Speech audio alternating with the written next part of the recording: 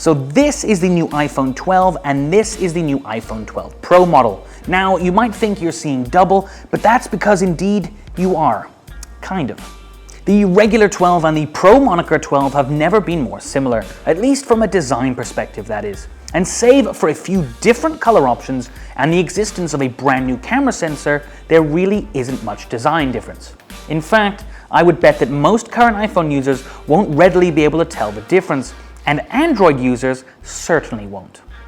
All of which begs the question, what is the difference between the iPhone 12 and the iPhone 12 Pro anyway? And if you're in the market for a new iPhone, which should you pick to go in your pocket?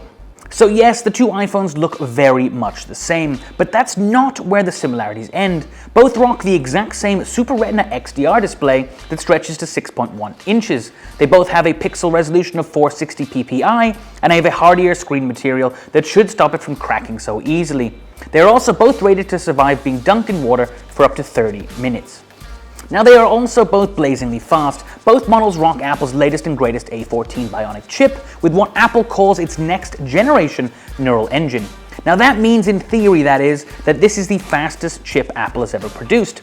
In practice, that translates to virtually seamless multitasking between games, movies, websites, and more. In Apple's MacBooks, that Pro moniker is reserved for sheer grunt under the hood, but not here. The iPhone 12 keeps pace with the Pro model now no matter what you throw at it, and thanks to Apple's new iOS 14 operating system, that means widgets and a whole lot more. Both phones also now rock 5G capability for lightning fast speeds. Now keep in mind that not everywhere in the UAE currently supports 5G speeds, and so it has a clever mode that will help conserve battery life when 5G cannot be found. And while 5G might not be the biggest feature on many smartphone shoppers' wish lists because of the lack of coverage, there's absolutely nothing wrong with a bit of future-proofing. Now, both these two phones also make use of Apple's MagSafe technology, which means snapping on cases is a doddle. It also means both support the new MagSafe charger, which will help the iPhone juice up wirelessly. Now, quietly, I'm actually really excited about that MagSafe capability on these iPhones. I imagine there are going to be lots and lots of applications for the technology, and I reckon it is something that we will soon see from Apple's jealous competitors. Now, video here too is more or less the same, with optical image stabilization 4K video recording at 24 frames per second, slow-mo video support up to 240 frames per second, and Apple's new nighttime time-lapse technology. And the last comparison here, I promise, is the boxes. Now, both are absolutely tiny and have little more than an iPhone, a USB-C to Lightning charging cable, and that little pin that you use to eject the SIM card. All of this might lead you to thinking that there really isn't much between the regular iPhone 12 and the Pro model, and you'd be more or less right. In fact, there are only two main differences the way I see it, those cameras and also that price. The Pro model really earns its moniker in the camera department. It rocks the same regular and wide-angle lens as the iPhone 12, but improves it with a telephoto lens and a LiDAR sensor. That means the iPhone 12 Pro will take better images from further away, and the additional sensor will make portrait shots quicker and a lot better, especially in dark settings.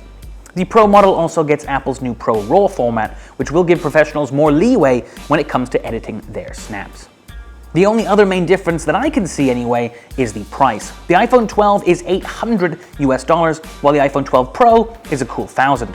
Now, that price is a tad misleading because the base iPhone 12 only comes with 64 gigs of storage, which quite frankly is nowhere near enough in 2020, while the iPhone 12 Pro comes with 128 straight out the box.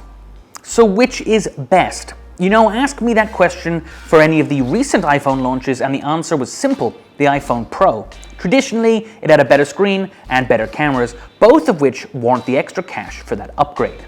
But this year, the iPhone 12 is truly stellar. It is a lot more similar to the Pro than it is different, and if you don't overly use your iPhone camera, then you simply won't be bothered about losing that telephoto lens. Both phones are excellent, that much is clear, but I'm going to have to side with the iPhone 12 this year. So I've been Tom, and this has been another episode of Esquire Explores. If you like the new iPhones, like the review, and like the channel, then be sure to hit subscribe. And I'll see you next week.